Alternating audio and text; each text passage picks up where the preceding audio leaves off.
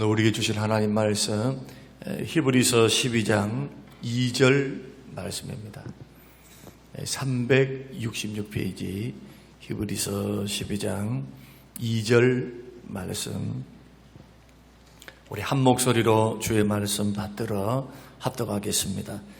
믿음의 주여 또 온전하게 하시는 이인은 예수를 바라보자. 그는 그 앞에 있는 기쁨을 위하여 십자가를 참으사 부끄러움을 개의치 아니하시더니 하나님 보좌 우편에 앉으셨느니라. 아멘. 우리 앞뒤 하고 계신 분들에게 인사하겠습니다. 하나님이 당신을 사랑하십니다. 또 이렇게 한번 인사하십시다. 옆에 계신 분 앞뒤로, 그 사랑은 변함이 없으십니다. 할렐루야. 사실 그리스도를, 우리 주님을 믿어가는 믿음의 백성들은 제일 먼저 신앙의 기본에 무엇을 우리들이 세워야 하느냐? 하나님은 나를 사랑하신다. 그 사랑은 변함이 없으시다. 죄 중에서도 그 사랑은 변치 않습니다. 그런데 많은 사람들은 그것을 착각을 합니다. 내가 죄가 많으니까 아버지께서 나를 사랑하시지 않으실 거야. 사랑하시죠. 그러나 그 사랑이, 죄송합니다, 제가 이런 말을 잘 안 쓰려 하는데 사람 막대기 인생 채찍으로 나타나요. 사랑하셔요. 그러나 죽도록 우리를 징계하신 법은 없습니다. 하나님께서 말씀으로, 인도하심으로, 은혜 베푸심으로 돌아오게 하세요. 그러니까 믿고 구원받고 난 후에는 그 아버지의 사랑이 밝은 태양빛같이 우리를 비추시기 때문에 우리의 있는 모습 그대로 받으십니다. 누구 때문에 받으십니까? 예수 그리스도 십자가 공로 때문에 받으시는 거예요. 그래서 주님 앞에 나올 때는 죄 있는 자도 나오는 것이고, 할렐루야, 목마른 자도 나올 수 있어요. 무겁고 무거운 짐을 짐진 자들이 나오는 것이고, 죄인들이 주 앞에 나오는 겁니다. 그래서 하나님의 사랑, 하나님은 그 사랑은 변치 않으신다. 그 사랑을 늘 생각하면서 주의 공로 의지에서 나와서 예배드리는 것, 이것이 주일의 정신이 돼야지, 내가 세상에서 잘했습니다, 못했습니다 가지고 나오면 안 됩니다. 그것이 우리의 의의가 될 수 없고 공로가 될 수가 없어요. 유일한 우리의 공로, 유일한 우리의 의, 유일한 우리의 붙들어야 할 최고의 의는 예수 그리스도 십자가인 줄로 믿으시기를 바랍니다. 그러니까 그 십자가 바라보고 담대하게 오늘 이 자리에 저와 여러분들이 나와 있습니다. 여러분, 고난 좋아하는 사람이 있습니까? 아니면 고통을 즐기는 사람이 있을까요? 심지어 우리 하나님의 아들이신 예수님도 고통, 십자가의 고통을 앞두시고는 땀이 비오듯, 피 흘리듯 하나님 되신 예수님께서 그렇게 기도하셨습니다. 3번이나 기도하셨어요. 이 십자가의 잔을 내가 지지 않게 해달라고. 할 수만 있으면 십자가 처형 당하지 않게 해달라고. 그러나 나의 원대로 마옵시고 주의 뜻대로 해주십시오. 그만큼 우리 주님도 그 십자가의 고난과 고통이 어느 정도인가에 대해서 인식하고 있었던 것입니다. 여러분, 오늘날 우리를 고통스럽게 하는 문제들을 한번 생각해 보십시다. 오늘날 저와 여러분들이 인생을 살아가는 데 있어서 어떤 분들은 건강 문제 때문에 고통받고 계신 분들이 있습니다. 그분들의 소원은 뭐냐? 이 건강만 해결되면 나는 살 것 같아.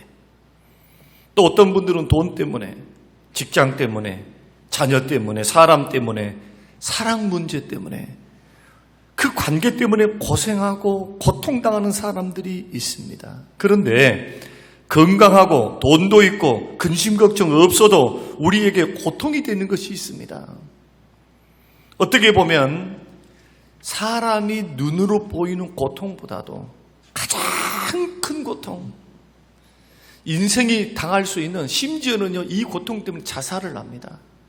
우리가 볼 때는 별로 큰 고통인 것 같지 않은데 라고 생각할 수 있는 고통이지만 사실은 이 영적인 고통, 내면에서 일어나는 이 고통이야말로 우리로 하여금 쥐구멍이라도 있으면은 정말로 숨고 싶고 할 수만 있으면 내가 인생을 포기할 정도로 마음에 큰 번뇌와 고통을 주는 고통이 있는데 이것은 지위 고하를 막론하고 다 당할 수 있습니다. 건강한 사람도 많이 배운 사람도 돈이 많아도 권력이 높을수록 오히려 더 크게 고통을 받습니다. 특히 명예심, 가족의 명예, 개인의 명예, 집단의 명예, 이 명예심이 강하면 강할수록 견딜 수 없는 것. 여러분, 모 기업의 대기업 회장이었던 정모 회장께서 유망했습니다. 아마 정주영 회장의 그 모든 재산들을 물려받을 수 있는, 그래서 현대 자동차를 물려받았죠. 주력 사업을 물려받을 정도로 그는 첫째 아들이 아니었고 다섯째 아들인가 되었는데 그럼에도 불구하고 그 아들에게 물려줬어요. 어떻게 됐습니까? 검찰 조사받고 뭐 죄가 드러나지도 않았는데 검찰에서 조사를 받고 그것을 견디지 못하고 자기 회장실에서, 사옥 회장실에서 떨어져서 그렇게 유명을 달리했던 우리는 일들을 보게 됩니다. 여러분, 우리에게 있어서, 인생에 있어서, 사람에게 있어서 가장 큰 수치감, 가장 큰 고통이 뭡니까? 수치감입니다. 수치감. 수치스러워. 여인들은 정조를 잃어버렸을 때 그 수치를 견디지 못해서 아이고 한 번쯤 뭐 그렇게 하는 거, 또 내 잘못 때문에 된 것도 아니고 정말 남들을 통해서 그렇게 되는데 이것이 뭐 얼마나 큰 문제라고 여러분 혹시라도 쉽게 생각하시는 분들이 있습니까? 여인들에게 있어서 이게 평생의 트라우마입니다. 그 고통에 한이 없어요. 끝이 없어요. 끝이. 그래서 어떤 사람들은 평생 거기에 족쇄에 묶여서 고통 가운데서 가정도 파탄되고 심지어는 자살하는 사람, 이런 사람들이 얼마나 많아요. 그렇습니다. 수치와 부끄러움 앞에서 장사가 없습니다. 여러분, 우리 모두에게는 죄의식도 있고요, 수치심도 있습니다. 그런데 이제 질문 하나 하겠습니다. 여러분이 죄를 지었다. 죄를 짓는 죄의식하고 죄책감하고 여러분들이 당하는 수치심하고 어느 것이 더 큰 고통을 줄까요? 둘 중에 죄책감입니까? 수치심입니까? 사실은 수치심입니다. 왜냐? 죄책감이라고 하는 것은 내 안에서 일어나는 겁니다. 내 안에서. 자, 내가 무슨 죄를 지었다, 누가 알든 모르든 하나님만 나만 아는 죄를 짓고 나면은 성령께서 가만 계시지 않습니다. 내 마음속에 살아있는 양심이 우리로 하여금 도전하십니다. 성령께서는 우리의 마음에 부담감을 주시고 너 그러지는 안 되지 않냐, 누가 말하지 않아도 성령께서 마음속에 도전 주시니까 막 죄책감이 생겨요. 수치심은 어느 정도냐? 그 죄가 드러나 버렸어 이제. 자, 개인이 죄를 짓고 살고 아무도 모르면 상관없어요. 먼 곳에 죄를 짓다가 누구도 몰라. 그 도망쳐 나와가지고 거기서 살고 있으면 그나마 살만해요. 그런데 사람들 앞에 내가 지었던 죄가 들춰내서 사람들이 다 알게 되었다. 여러분, 만약에 그런다면 여러분 어찌 될까요? 그 수치심. 교회 안에서 여러분들이 그런 일들을 경험하고 그것이 드러난다고 한다면은 정말 믿음 강한 사람은 거기서 회개하고 엎드려서 회복의 은혜를 하나님이 주실 때까지 기다리면서 묵묵히 견디겠지만 보통의 많은 사람들은 어떻게 합니까? 교회 떠나요. 견딜 수 없으니까 떠나는 거예요. 그래서 우리 주님께서도 개인이 잘못했을 때 이 잘못이라고 하는 것은 그냥 정도가 적네 크네 이거 주님 묻지 않으셨어요. 일단 죄가 드러난다. 경중에 관계없이 그것이 분명하게 드러났을 때는 개인이 찾아가라. 뒤에서 막 쑥닥거리고 그런 말 하지 말고 형제 살리는 것이 문제니까. 주님은 죄인을 부르러 오셨고 그 죄를 용서해서 다시금 하나님의 자녀로 삼아서 회복시키심으로 하나님의 영광을 선포하는 하나님의 백성, 죄인은 살리는 구원 사역을 하러 오셨기 때문에 제자들에게도 그렇게 말씀하는 겁니다. 왜 그런 조치를 취하십니까? 그 사람이 수치를 가리우시는 겁니다. 죄책감도 가리우시지만은 사람들에게 드러난 수치도 가리우시는 거예요. 그러나 회개를 안 합니다. 예를 들어서 회개하고 돌아오면 좋을 텐데 회개를 안 해요. 그러면 두세 사람의 증인을 부릅니다. 그래도 회개를 안 합니다. 그럼 교회에 공포합니다. 왜 공포합니까? 이것은 형벌을 때리는 것보다 더 큰 고통이라는 겁니다. 고개 들고 살 수가 없는 거예요. 그래서 우리 아담과 하와가 선악을 알게 하는 나무의 열매를 따먹고 타락하고 난 후에 아담과 하와가 제일 먼저 느끼는 것이 뭡니까? 수치심이죠. 죄책감이었습니까? 아니요. 죄책감이 아니라 부끄러움이었습니다. 그래서 하나님의 얼굴을 피해서 나무 뒤에 숨었습니다. 죄책감이 아니고 수치심입니다. 그리고 서로도 수치를 느꼈습니다. 부부가 발가벗고 살고 그렇게 살도 섰고 마음도 나누고 물질도 나누고 먹고 살고 살다가 못 볼 것 봤다고 그렇게 수치를 느꼈을까요? 그리고 거기에 다른 사람이 있었으면 그럴 수도 있어. 둘밖에 없는데 여러분, 이것은 상징적인 의미가 너무 큰 겁니다. 일단 죄라는 것이 들어오면 이렇게 죄책감 이전에 수치심이 우리로 하여금 견딜 수 없는 고통을 준다. 여러분, TV를 통해서 보십시오. TV를 통해서 좀 죄를 지은 것 같다 라는 사람들 묶여서 나올 때 뭘 합니까? 다 마스크 쓰고 모자 푹 둘러쓰고 번거지 쓰면서 그렇게 쏘옵니다. 그런데 지금 법이 바뀌어서 중범죄에 있어서는 어떻게 하느냐? 신상을 공개해버립니다.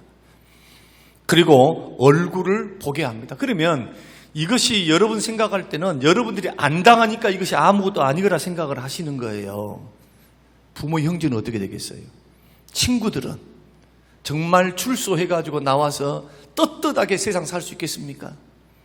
그 마음만큼 고통스러운 겁니다. 이처럼 죄를 지으는 사람이 부끄러움과 수치를 당하는데 죄인에게 가장 큰 형벌이 뭐냐? 바로 수치심입니다. 그 에스라 9장 6절 말씀 보면은 이런 말씀이 있습니다. 죄를 짓고 허물이 많은 것에 대해서 나는 부끄럽곤 얼굴이 뜨거워서 감히 얼굴을 들지 못하였습니다. 이게 누구의 고백입니까? 에스라의 고백이에요. 종교개혁을 단행하고 그리고 포로에서 돌아왔는데 이스라엘 백성들이 그러면 포로기에서 돌아가기 전에는 주님 돌아가게만 해주십시오. 예루살렘으로 하나님의 성전에 들어가서 예배하고 말씀대로 살겠습니다. 말씀 지키지 않아서 포로가 됐잖아요. 그런데 하나님이 은혜를 주시고 하나님이 해방을 주시고 하나님이 축복을 딱 주시고 나니까 화장실 갈 때하고 화장실 나올 때 마음이 달라진 겁니다. 그래서 죄 짓는 모습들을 보게 된 거예요. 누가? 에스라가 2차 귀환을 해서 보니까 이거 큰일 났거든.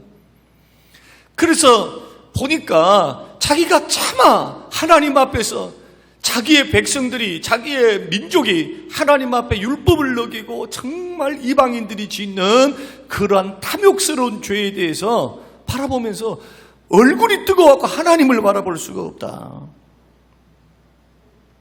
누구든지 죄를 짓게 되면 부끄럽고 수치심을 받게 되어 있습니다. 그런데 마땅히 자기가 죄를 지어서 그것 때문에 죄책감을 받고 수치심을 느끼는 것은 그것의 형벌이고 하나님의 징계이니까 받아야 되겠죠. 그러나 잘못이 없어요. 잘못이. 경중을 따졌을 때 잘못이 없어. 죄가 없어. 그런데 경중을 따져서 죄에 비해서 더 큰 수치를 당하면 그것도 억울한데 죄가 하나도 없어. 나는 죄가 하나도 없어. 정말 잘못이 1도 없어요. 그런데 소문이 나서 막 모함을 해서 그리고 죄를 둘러 씌워서 십자가에 못을 박고 침을 뱉고 그리고 옷을 다 벗겨서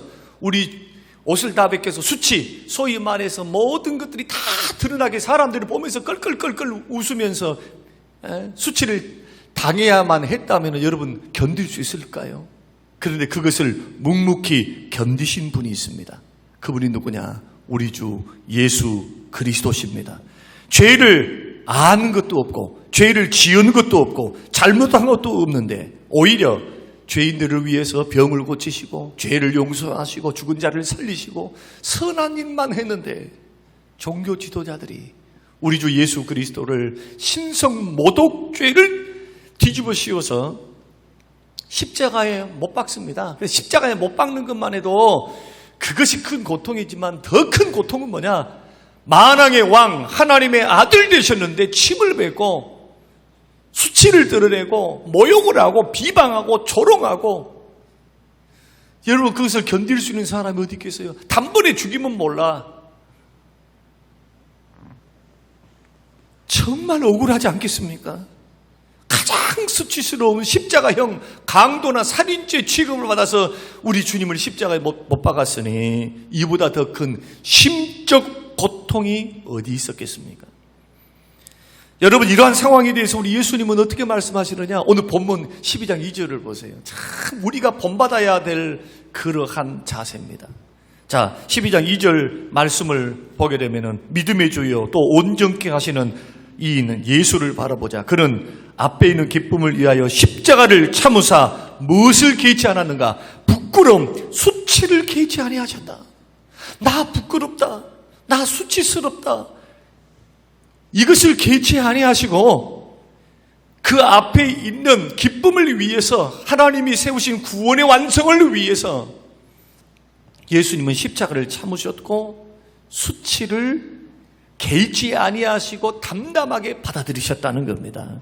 여러분, 이것이 예수 믿고 구원받은 믿음의 사람들이 가져야 할 신앙의 자세입니다. 뒤에 자세히 왜 예수 믿는 사람들이 수치받음에 대해서 개의치 말고 부끄러워하지 말고 하나님 앞에 바로 서야 하는가? 특히 부끄러워해야 될 것은 부끄러워해야 되지만, 그러나 부끄러워해야 되지 말아야 될 것, 성경이 말씀하는 것, 이 두 가지에 대해서는 결코 여러분들은 부끄러워해서는 안 되는데, 그러면 부끄러워해야 할 것, 정말 사람이 누가 말하지 않아도, 뭐 죄가 드러나지 않아도, 누군가가 말하지 않아도 누군가가 너는 죄가 이렇지 뭐 어쩌지 하면서 우리에게 말하지 아니한다 할지라도 우리가 깊이 부끄러움을 느껴야 될 것은 뭐냐? 첫째로 죄를 지었을 때입니다. 예레미야 6장 15절 말씀 보면 그들이 가증한 일을 행할 때에 부끄러워하였느냐? 아니라 조금도 부끄러워하지 않을 뿐 아니라 얼굴도 붉어지지 아니하였느니라. 여러분, 우리 모두는 다 예수 그리스도를 믿고 구원받음으로 다 의롭다함을 받았어도 저와 여러분들은 아직도 죄성이 남아 있습니다. 저번 주 설교 여러분 기억하십니까? 용납을 할 때 어떻게 하라고요? 서로 각자가 하라고. 서로 하라고요. 그 말은 뭡니까? 불만스러운 일들이 있을 때 불만이 뭡니까? 책망받을 만하고 욕먹을 만하고 비난 들을 만한 일들을 한 사람, 그냥 적은 죄가 아니고 이것이 인격의 죄, 물질의 죄, 성적인 죄, 여러 가지 죄, 그런데 드러나서 사람들 앞에, 교회 앞에 분명히 이것이 문제가 된 사람, 너도 그럴 수 있으니 주께서 너를 용서하신 것 같이 남아있다는 것은 무슨 뜻입니까? 회개함으로 하나님의 은혜를 바라보며 용서를 구하는 거잖아요. 근데 남아있는 성도에게, 교회에 남아있는데 함께 이 공동체를 떠나지 않고 정말 회개함으로 다시 한번 은혜를 힘입어서 회복되어서 하나님 나라를 선포하면서 함께 믿음의 길, 십자가의 길을 걸어가려고 하는데 옆에 있는 주위에 있는 사람들이 받아들이지 않는 거, 용납을 안 해. 이것이 어찌 예수님의 정신이라는 겁니다. 하다못해 창녀도, 죄 있는 사람도 교회가 받아들여서 과거 묻지 않을 텐데, 믿음으로 구원받은 믿음의 백성들이 욕먹을 일을 했다고, 비난받을 일을 했다고, 그것을 정죄하면서 있다면 이것이 바로 바리새인이고 이것이 예수님의 십자가를 무력화시키는 장본인이 아니하는 거예요. 여러분, 성경을 여러분 창세기부터 계시록까지 한번 책임있게 한번 읽어보세요. 책임있게. 주의 사랑이 얼마나 한이 없으시고 주님이 우리의 이성을 초월해서 우리를 사랑하시고 용서하시는 은혜로우신 하나님이심을 여러분 발견하게 될 줄로 믿습니다. 이렇게 할 때 자신은 어떻게 해야 되느냐? 그것 때문에 막 뻔뻔스럽게 서서는 안 됩니다. 회개함으로 자중해야 됩니다. 회개함으로 하나님 앞에 머물러 있어야 됩니다. 주님 앞에 겸비해야 됩니다. 겸손해야 됩니다. 겸손해야 돼요. 주님이 선지서를 통해서 이런 말씀했습니다. 사람이 신 것을 먹었다. 신 것을 먹으면 이가 시리지 않겠냐. 어찌 당장에 신 것이 사라지겠는가. 이 백성을 그 많은 죄, 우상숭배의 죄, 불순종의 죄, 여러 가지 죄를 지었을 때 내가 그들을 용서했다마는, 그러나 신것을 먹었을 때 신기운이 조금 있는 것처럼 그들을 용서했다 할지라도 그들이 수치스럽고 그들이 부끄러움을 당하는 것은 당연하지 않겠는가. 거기에 대해서는 기다려야 된다. 그에게 유익이다. 성경이 그렇게 말씀을 해요. 그러니까 우리는 이런 부분에 있어서는 분명히 우리들은 부끄러워해야 될 것은 형제를 실족시켰거나, 성경이 66권이 말씀하고는 죄에 대해서 분명한 잘못을 성령께서 깨닫게 하시고 누군가에게 해코지를 했고 험담을 했고 잘못을 했다면 분명히 여러분 아십시오. 그것은 죄입니다. 죄입니다. 그냥 괜찮아요. 하나님 앞에 용서를 구했으니까요. 그렇게 갈 것이 아니고 자중해야죠. 마음을 낮추고, 하나님, 제가 부족합니다. 제가 연약합니다. 주님의 보혈로 씻어주십시오. 주님, 저를 고쳐주십시오. 형제를 더 이상 아프게 하지 않고 성령의 열매를 맺어가는 하나님의 자녀로 설 수 있도록 도우십시오. 이것이 반복된다 할지라도 반복적으로 기도하면서 겸비해서 회개함으로 하나님 앞에 서 있는 사람, 이런 사람들은, 이런 성도들은 점진적으로 신앙이 성장하며 변화를 겪습니다. 이것이 성숙입니다. 할렐루야. 예수 믿는 사람은 그렇게 걸어가야 돼요. 그러나 반대에 있는 사람, 그 사람의 허물을 보는 사람, 결론이 그겁니다. 십자가에서 우리의 모든 허물을 우리 주님께서 가리워 주었듯이, 우리 주님이 십자가에서 우리의 모든 죄, 과거, 현재, 미래의 모든 죄, 앞으로 지을 모든 죄까지도 주님 어떻게 하십니까? 천국 가봐야 합니까? 칭의 얻었다라고 하는 것은 가봐야 아는 것이 아니고 이미 단번에 우리를 신분적으로 의롭게 했다는 거예요. 거룩하게 만드셨다는 겁니다. 아직 수준과 상태는 아직 남아있죠. 왜냐하면 죄성이 있으니까. 그래서 말씀의 거울을 우리가 살펴보면서, 아, 이거 죄구나. 예수 닮지 못했구나. 하나님의 성품에 맞지 아니하구나. 그래서 그것을 씻어내는 거죠. 회개합니다. 왜 그렇게 합니까? 하나님과의 자녀된 관계가 문제가 생긴 것이 아니라 하나님과의 교제가 문제가 생겨요. 죄를 지으면 기도 응답이 없습니다. 축복이 없습니다. 은혜가 떠납니다. 성령의 불이 꺼져버리거든요. 그래서 회개하는 겁니다. 그래서 내 자신을 돌아보면서 자꾸 신의 성품에 참여하는 겁니다. 사랑하는 성도 여러분, 정말 성령께서 여러분들에게 말씀을 통해서 나는 그런지를 모르고 있다가 성령께서, 야, 이거 죄야, 이게. 성령께서 만약에 여러분 속에 있는 은근한 교만, 은근한 오만, 은근한 자존심, 은근한 이기심에 대해서 성령께서 말씀을 듣다가 여러분 깨닫게 하시걸랑, 그것을 모든 사람이 다 가지고 있는 것이다 착각하지 말고 그것을 가슴 아파하고 부끄러워하고 문제의식을 가지고 십자가 앞에 나가시는 우리 모두가 되시기를 주의 이름으로 축원합니다.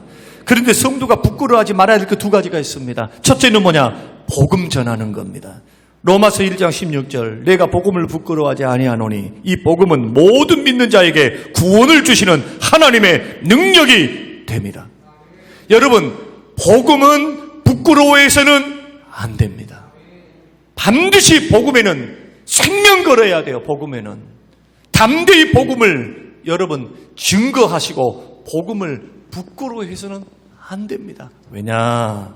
누가복음 9장 26절, 누구든지 나와 내 말을 부끄러워하면 인자도 자기와 아버지와 거룩한 천사들의 영광으로 올 때 그 말이 뭡니까? 예수님이 재림하셔서 백보자 심판대 앞에서 예수님을 부끄러워하고 예수님의 복음을 부끄러워해서 전할 줄도 모르고 선포할 줄도 모르고 숨어서 그냥 성격제도 숨어서 예수 믿는 사람들을 향하여 부끄러워하리라.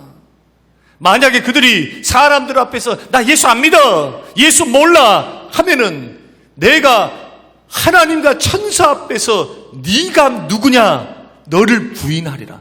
이 말씀이 적은 말씀입니까? 우리가 구원을 받을 때로 뭘로 구원받습니까? 신앙 고백으로 믿음으로 구원받잖아요. 그래서 예수 그리스도 믿는 사람들의 믿음의 고백은 말은 절대로 이 말이 그냥 말이 아닙니다. 믿습니까? 우리의 말은 천금보다 귀중한 말이라 이거예요. 주님이 그걸 듣고 계십니다. 신앙의 고백이 얼마나 위대한데. 그래서 복음 전하는 것에 있어서는 여러분 정말 누가 수치를 주고 모욕을 주고 부끄러움을 주더라도 복음을 증거하고 예수 이름을 드러내는 일에서는 부끄러워하지 않게 되시기를 주의 이름으로 축원합니다. 두 번째는 예수님 믿는다는 것 때문에 그리스도인을 고난받는 것 부끄러워해서는 안 됩니다. 베드로전서 4장 16절 만일 그리스도인으로 고난을 받으면 부끄러워하지 말고 도리어 그 이름으로 하나님께 영광을 돌리라. 할렐루야. 여러분 예수 믿다가 고난 받으시기 바랍니다. 여러분에게 하늘의 상이 큽니다. 상이 커요. 편안하게 예수 믿으려 하지 마세요. 오늘날 대형교회에서 죄송합니다. 숨어서 사람들과 관계 맺기 싫고 관심 막 귀찮고 하니까 홀로 숨어서 믿는 사람들이 있어요. 그분들이 다 잘못됐다는 것은 아닙니다. 그러나 분명한 거 한 가지 하자는 거예요. 그게 뭡니까? 사람과 사귀어 봉사하다 보면은 시험도 당하고 오해도 받고 고난도 받고 열심히 앞장서다 보면 물질 손해도 보고 감정 손해도 보고 건강 손해도 보고 주 때문에 노는 것도 조금 희생을 하고 주님 때문에 주님 영광을 위해서 잘 믿다 보면은 애매한 고난도 받아요.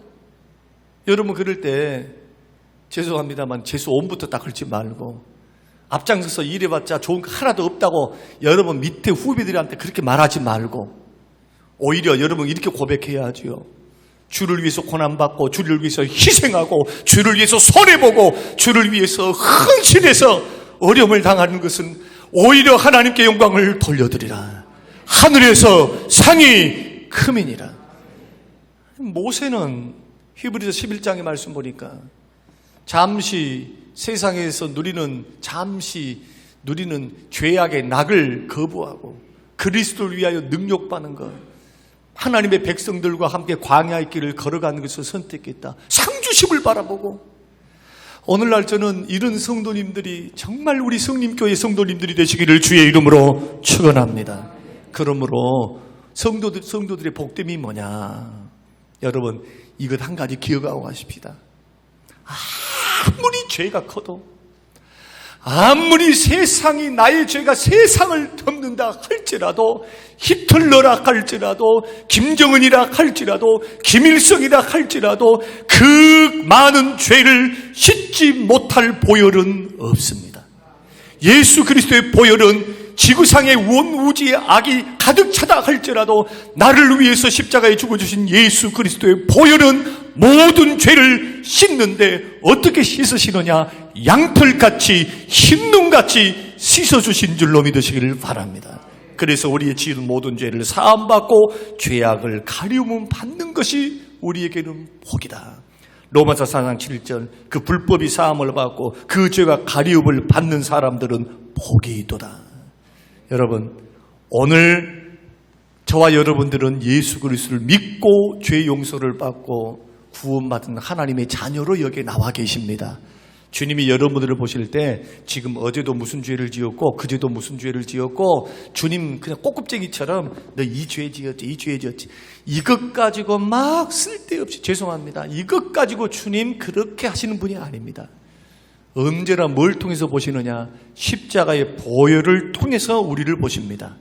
그러나 불신자들, 주님과 상관없는 자들은 형벌받을 자들이기 때문에 주님의 불꽃 같은 눈이 죄를 주목하십니다. 십자가의 보혈을 의지해서 주 앞에 나와서 회개하고 주님 앞에 용서를 구하는 순간 주께서 두 가지 일을 우리 가운데 하십니다. 첫째는 모든 죄를 사하십니다. 우리의 자범죄조차도 용서하십니다. 다시는 기억지 아니하십니다. 그래서 쓸데없이 회개했다면 오늘 이 순간 어제에 일어났던 일들은 잊어야 돼요. 주님 잊어라 했으니까. 말씀 붙들고 잊어야지 여러분 영적으로 건강합니다. 회개 안 하고 있습니까? 그러면 성령께서 끝까지 추적하실 겁니다. 마음에 부담감을 주시면서. 죄를 일단 회개하죠. 그러면 주께서 뭘 하시느냐? 우리의 모든 수치를 가리우십니다. 뭘로 가리우십니까? 보혈로 가리우십니다. 은혜로 가리우십니다. 그래서 담대하게 은혜의 보좌 앞으로 나오라는 거예요. 죄 있는 자도 오라, 목마른 자도 오라, 다 오라는 겁니다. 예수 믿고 구원받은 택한 백성들은 어떻게 나와야 됩니까? 담대하게 나와야 돼요. 자, 그렇다면 마지막 결론. 이런 수치를 가리워 주시는데 우리는 어떻게 해야 됩니까? 우리는 따라서 하십시다. 형제들의 수치를 가리워 줘야 합니다. 여러분, 형제들의 수치를 가리워 줘야 돼요. 이것이 예수 정신 아닙니까? 예수님의 마음. 자꾸 들춰주는 것이 그게 어떻게 사랑입니까? 거듭해서 형제가 잘못했던 것을 거듭해서 말하는 이간질하는 자, 형제 이간질하는 자, 교회 안에 사랑을 해치는 자, 공동체성을 약화시키는 자, 그리스도의 몸을 파괴시키는 자, 그리스도의 몸을 파괴시키는 자가 그냥 이단만 그럴 것 같습니까? 사랑으로 섬기지 않는 자가 파괴시키는 자. 사랑은 허다한 허물을 덮을 텐데 허물을 덮고 수치를 가리워주면은 저 사람이 자꾸 죄를 덮어주고 수치를 가려주면 저 사람 죄를 기고만장해갖고 죄를 더 많이 지를 거야. 천만의 말씀이요. 주님 손바닥 안에 있어. 주께서 가만히 계신 줄 아세요? 주께서 회개하지 않고 끝까지 가면은 우리 주님 무섭습니다. 여러분, 우리 주님 눈에 보이지 않는다 해서 여러분 절대 우습게 여기면 안 돼요. 그래서 예수 믿는 사람들은 결론이 그겁니다. 예수 믿는 사람들은 수치를 가리움 받은 사람들이에요. 누가 손가락질을 받자요. 그리스도 안에서는 정죄함이 없어요. 마귀가 여러분을 정죄하는 것 NO! 차단하십시오. 죄책감, 쓸데없는 죄책감 버리시기 바랍니다. 예수 그리스도 십자가에서 주시는 진리 안에서 그리스도의 보혈 안에서 자유케 하셔요. 자유케 하셔요. 자유케. 왜 거기에 다시 들어가서 막 정죄하면서 막 벌벌벌 거리냐고요. 그 시간에 뭘 해야 됩니까? 회개. 주 십자가 붙들고 회개. 할렐루야. 그러면서 수치를 가리워 주셨으니까 하나님 앞에서 다시는 그 범죄 짓지 않도록. 범죄하면 그 부끄럽잖아요. 그래서 나를 쳐서 복종시켜 피 흘리기까지 대항하면서 죄와 싸워야죠. 이제부터 이런 마음과 이런 믿음으로 다시 굳건하게 서서 여러분 회복되시기를 바라고, 수치를 가리우셨으니 여러분 절대로 부끄러움 느끼지 마세요. 주님 앞에 나갈 때 하나님 앞에 죄송할 뿐이지 이게 주님 앞에 부끄러운 것이 아니라, 그러니까 하나님 앞에 기도하면서 여러분 보혈 의지하시고 주의 사랑의 품에 깊이 들어가시는 하나님의 자녀들이 되시기를 주의 이름으로 축원합니다. 하나님은 있는 모습 그대로 받으시니까 그 사랑 안에 들어가세요. 그리고 형제들에 대해서는 어떻게 한다? 또 따라서 하십니다. 형제들에 대해서 수치를 가리우는 사람이 되시기를 바랍니다. 할렐루야. 이것이 사랑입니다. 고마우신 하나님 아버지, 오늘 주시는 귀한 말씀을 듣고 수치심 때문에 자살하는 사람, 수치심 때문에 우울증으로 고통받는 사람, 죄책감 때문에 나 때문이 아닌 다른 사람 문제 때문임에도 사람의 이목 때문에, 체면 때문에 도저히 살 수 없을 것 같아서 공동체를 떠나는 많은 사람들이 있습니다. 내 하나님 아버지, 그리스도의 보혈로 수치를 가리워 주심을 믿게 하여 주시옵소서. 내 하나님은 다 용서해 주심을 믿게 하여 주시옵소서. 이런 것이 7번이라도 용서하시는 그 주의 사랑을 마음에 품고 나도 형제들의 수치를 가리워주는 복된 은혜와 사랑을 베푸는 믿음의 공동체가 성림의 공동체가 되게 하옵소서. 감사드리며 예수님 이름으로 기도합니다. 아멘.